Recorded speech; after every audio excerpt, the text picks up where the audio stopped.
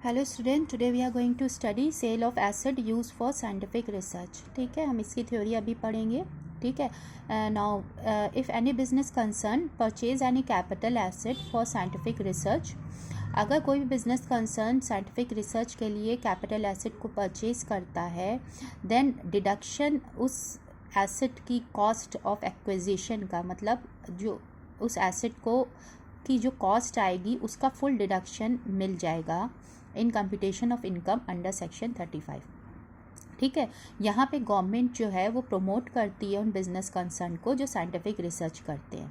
ठीक है, तो इन केस अगर कोई भी बिजनेस कंसर्न साइंटिफिक रिसर्च के लिए कोई कैपिटल एसेट को परचेज कर रहा है, तो जो उस कैपिटल एसेट की कॉस्ट होगी उतनी कॉस्ट के बराबर डिडक्शन मिल जाएगी, full deduction in computation of income under section 35।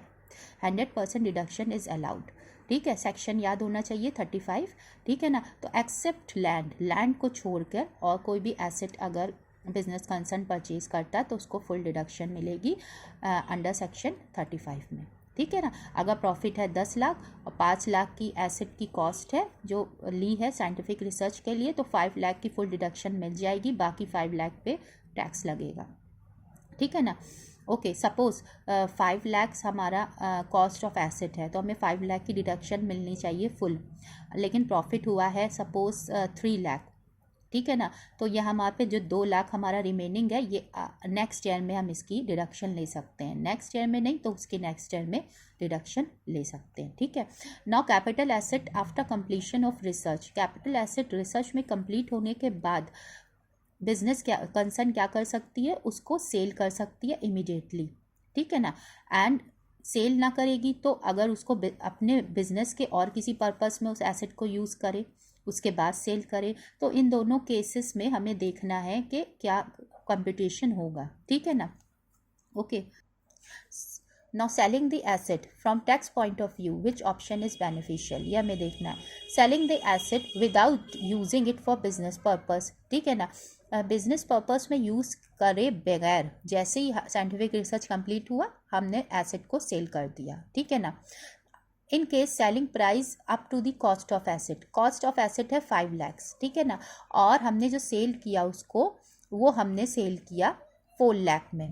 ठीक है ना, तो ये जो हमारा जितनी भी कॉस्ट सेलिंग प्राइस कॉस्ट के बराबर है उसको डीम्ड इनकम मान लिया जाएगा अंडर सेक्शन 41 सबसेक्शन 3। ठीक है, सपोज यहाँ पे सेलिंग प्राइस अगर एक्सीड कर रही है कॉस्ट को, जो एक्सेस अमाउंट होगा, ठीक है, उसको माना जाएगा कैपिटल गेन।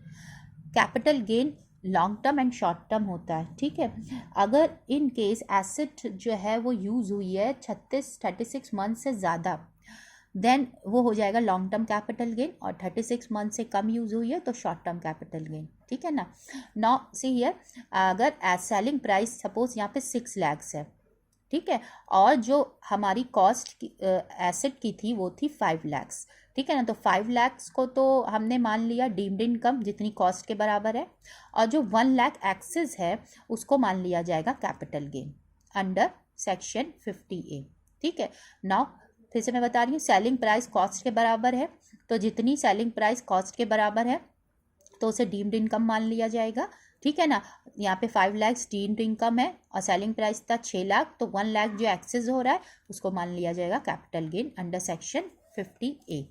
ओके, ना second is when asset is sold after using it for any other purpose of the business. एक तो था हमने इमीडिएटली सेल कर दिया, एंड सेकेंड हमने पहले उसको साइंटिफिक रिसर्च कंप्लीट होने के बाद हमने उस एसेट को पहले अदर बिजनेस पर्पस में यूज़ किया, फिर उसको सेल किया। तो if an asset which cease to be use for scientific research is put to use for any other purpose of the business, the said asset will be included in the relevant block of asset. उस asset को block of asset में include कर लिया जाएगा। ठीक है, what is block of asset? Business concern में हर asset का एक ब्लॉक होता है। सपोज प्लांट एंड मशीनरी का अलग ब्लॉक है, बिल्डिंग का अलग ब्लॉक है, कंप्यूटर का अलग ब्लॉक है, तो हर ब्लॉक में एसेट्स होते हैं, सिमिलर एसेट्स को ब्लॉक में उसके रखा जाता है। ठीक है ना, उस ब्लॉक पे परसेंटेज ऑफ डेप्रिसिएशन लगाया जाता है। ठीक है, हर ब्लॉक का अपना परसेंटेज होता है डेप्रिसिएशन का। ठीक है ना, तो यहाँ पे ये कहा गया है कि किस कॉस्ट से एसेट को ब्लॉक में इंक्लूड किया जाएगा। ठीक है ना। मैंने अभी आपको बताया कि कॉस्ट ऑफ एक्विजिशन अगर हमने साइंटिफिक रिसर्च के लिए जो एसेट परचेज किया था वो था 5 lakhs, ठीक है, 5 lakh थी उसकी कॉस्ट। ओके, नाउ प्रॉफिट हुआ 4 lakh का। प्रॉफिट कितने का हुआ? 4 lakh का हुआ। तो ये 1 lakh की हमारी रिमेनिंग रह गया डिडक्शन। हमें डिडक्शन कितने का मिलेगा? 4 lakh का मिलेगा, क्योंकि प्रॉफिट ही 4 lakh का हुआ है, ठीक है ना। हमारी कॉस्ट क्या थी? 5 lakhs। मिलना तो चाहिए था 5 lakh, क्योंकि प्रॉफिट यहाँ पे 4 lakh हुआ, इसलिए डिडक्शन भी 4 lakh मिलेगी, ठीक है ना। जो 1 lakh है रिमेनिंग, वो 1 lakh हम नेक्स्ट ईयर में उसको डिडक्शन ले सकते हैं, तो वो 1 lakh की कॉस्ट से ब्लॉक में जाएगा एसेट, ठीक है। ओके, वो 1 lakh की कॉस्ट से ब्लॉक में जाएगा, ठीक है। Cost of acquisition minus deduction जो मिला उस ईयर, एंड देन जो बच रहा है 5 lakhs, वो 5 lakh जो है उस कॉस्ट से ब्लॉक में एसेट जाएगा, ठीक है ना। And where the whole amount spent on purchase of asset, suppose whole amount जो हमारा था वो हमने पूरा डिडक्शन में ले लिया। सपोज 5 lakhs हमारी कॉस्ट थी, ठीक है, और 5 lakhs का पूरा डिडक्शन हमें मिल गया अंडर सेक्शन 35। तो किस अमाउंट से जाएगा ब्लॉक में एसेट? ओके, किस कॉस्ट से जाएगा ब्लॉक में एसेट? तो नील कॉस्ट से। Where the whole amount spent on purchase of asset for scientific research was claimed as deduction in the year of purchase, the cost of such asset to be included in block of asset as nil। तो nil से जाएगा 0, ठीक है। Okay, later on when such asset is sold, फिर अब उस asset को जब सोल्ड किया जाएगा, सेल किया जाएगा, will be treated in the similar manner as is done in case of sale of any depreciable asset out of any block of asset. तो उसका ट्रीटमेंट वैसे ही होगा जैसे और एसेट्स का होगा जो ब्लॉक में होंगी, ठीक है। ओके, नाउ हम इसका प्रैक्टिकल क्वेश्चंस करेंगे। Thank you.